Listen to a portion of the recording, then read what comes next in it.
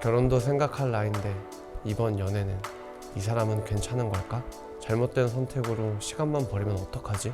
예전에는 별 생각 없이 넘어갔던 부분들이 현실이라는 이름으로 당신의 연애에 등장하기 시작했다면 그건 당신이 조급해지고 있다는 신호입니다. 물론 처음부터 그랬던 건 아니었겠죠. 사랑, 진심, 낭만 이런 감정적인 것들을 더 소중하게 여겼을 때도 있었을 거예요. 하지만 어느 순간 조급함 때문에 시간, 직업, 결혼 이런 것들이 더 눈에 들어오기 시작한 거죠. 그래서 어떤 사람들은 연애를 무조건 많이 해봐야 한다고 말하기도 합니다. 그래야 경험을 통해 정말 나와 잘 맞는 사람을 가릴 수 있는 눈이 생긴다고 말이죠. 하지만 이 말은 반은 맞고 반은 틀려요. 왜냐하면 감정적인 부분이나 현실적인 부분에 집중해서 꼭 봐야 할 것들을 보지 못하게 되는 경우도 있으니까요. 이렇게 되면 아무리 많은 연애를 경험했다고 해도 사람만 다를 뿐 똑같은 경험의 반복일 뿐이죠. 그럼 한번 생각해 볼게요. 나와 잘 맞는 사람을 파악할 수 있는 필수 요소를 알고 있다면 어떻게 될까요? 연애를 많이 해보지 않아도 나와 잘 맞는지 아닌지를 정확하게 파악할 수 있어요. 그런데 그것보다 더 좋은 건 막연한 기대 속에서 시간을 낭비하지 않을 수 있다는 거예요. 이번 사람은, 이번 연애는, 이제는 결혼을. 이런 불안감과 조급함으로 시간을 보내지 않고 여유롭게 준비하는 마음으로 보낼 수 있게 되죠. 지금부터 단기간에도 눈을 키울 수 있는 3가지 요소를 말씀드릴게요.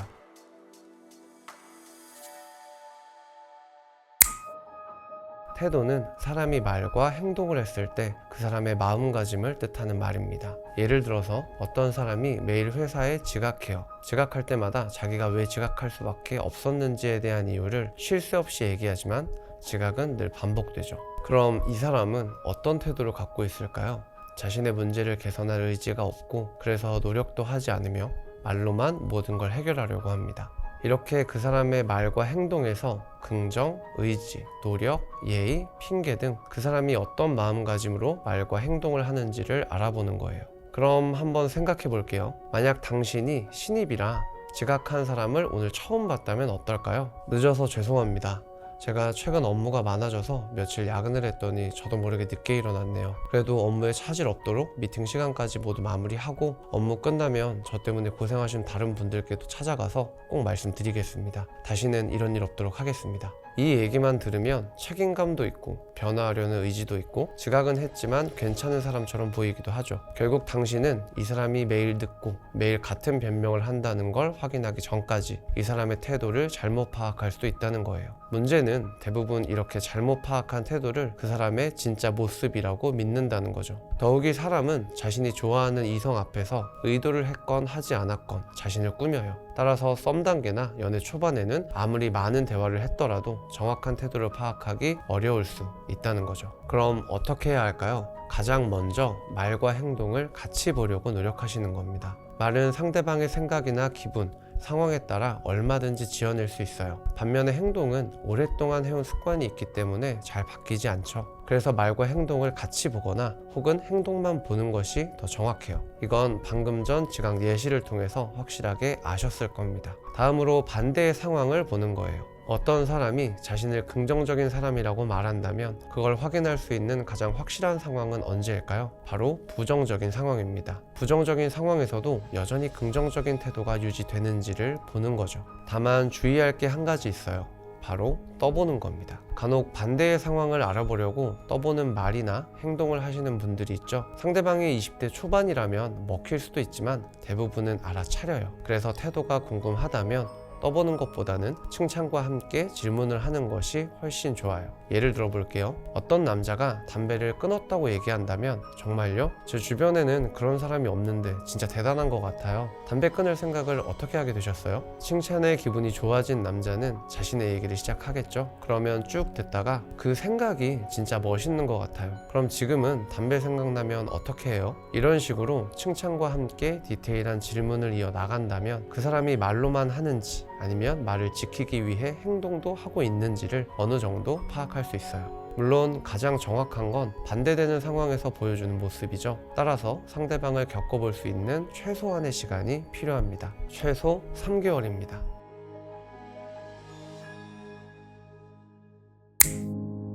대화에서 중요한 건 표현이라고 생각하시는 분들이 많습니다. 흔히 말하는 말을 예쁘게 하는 사람이 바로 표현을 잘하는 사람이죠. 대화 내용에서 긍정적인 부분을 찾고 상대방의 상황과 기분을 배려해서 표현하는 모습을 저 사람은 말을 참 예쁘게 한다고 느껴요. 그럼 한번 생각해 볼게요. 이런 표현들이 감정이 격해진 상태에서도 나올 수 있을까요? 어렵겠죠? 결국 표현을 잘 한다는 건 그만큼 감정을 잘 컨트롤할 수 있다는 거예요. 따라서 대화에서 가장 중요하게 봐야 하는 건 감정입니다. 당신과 싸웠거나 당신에게 서운한 게 있을 때 혹은 상대방의 감정이 격해졌을 때 나오는 말이 평소와 비슷한지를 보는 거죠. 평소에 말을 예쁘게 하는 사람인데 싸우기만 하면 감정을 그대로 쏟아내는지, 아니면 감정이 격해진 상태에서도 단어 하나하나를 선택하는데 애를 쓰는지를 보는 겁니다. 그럼 감정이 격해졌을 때 대화를 피하거나 험악한 분위기가 되면 말이 없어지는 사람은 어떤 사람일까요? 이 사람은 감정을 컨트롤하고 단어 하나하나를 선택하기 위해 노력하는 사람이에요. 다만 시간이 좀 걸릴 뿐이죠. 이때 왜 말을 안 하냐고 다그치거나 지금 당장 대화로 풀자는 식의 반응은 상대방의 노력을 존중해주지 못하는 겁니다.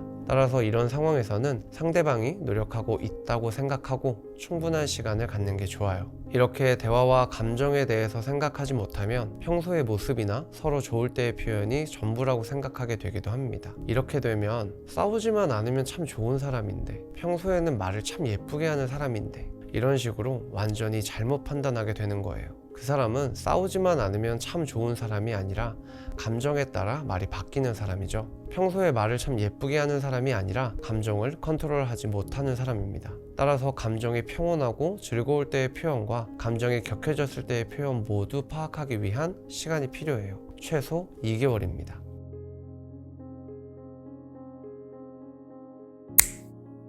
성적 취향 아닙니다. 성향은 쉽게 말해서 무엇을 좋아하고 무엇을 싫어하는지를 뜻해요. 좋아하는 음식, 좋아하는 영화, 좋아하는 음악, 좋아하는 활동, 이런 것들이 성향이죠. 그래서 성향은 태도나 대화에 비해 쉽게 알 수 있어요. 썸 탈 때 대화로도 충분히 알 수 있고 사귀고 난 이후에도 데이트를 하면서 알 수 있죠. 그럼 이렇게 쉽게 알 수 있는 부분을 저는 왜 중요하다고 말할까요?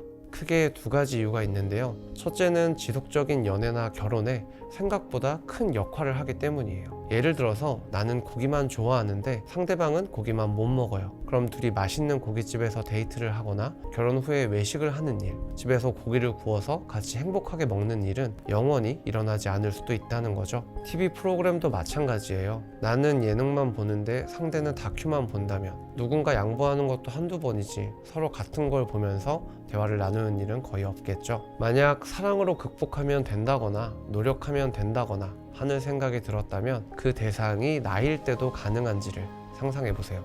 예를 들어 나는 술을 좋아하고 상대방은 술을 안 좋아해요. 나는 상대방과 오붓하게 둘이 술 먹으면서 도란도란 얘기 나누는 걸 원하지만 상대방은 술 자체를 싫어해요. 그래서 나 혼자 마시는 것도 싫어하고 다른 사람과 먹는 건 더 싫어해요. 결국 나의 사랑과 노력으로 술을 끊어야죠. 죽을 때까지.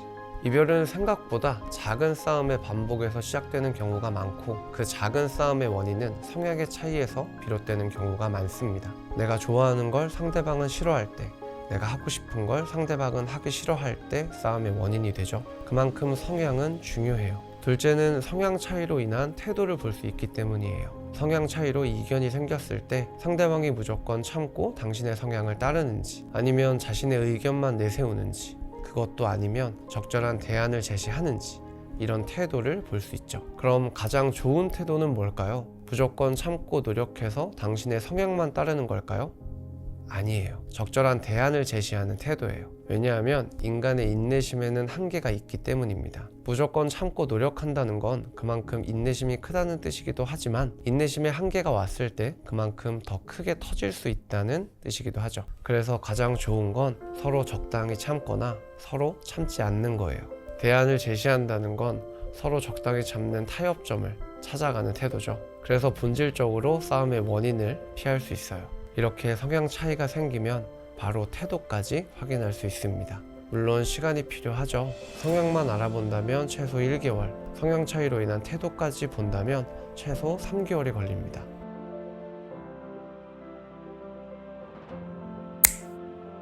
결국 3개월이면 조급함 때문에 보지 못했던 나와 잘 맞는 사람인지 아닌지를 확인할 수 있다는 거죠. 그리고 이 과정에서 결혼과 관련된 현실적인 것들도 충분히 확인할 수 있어요.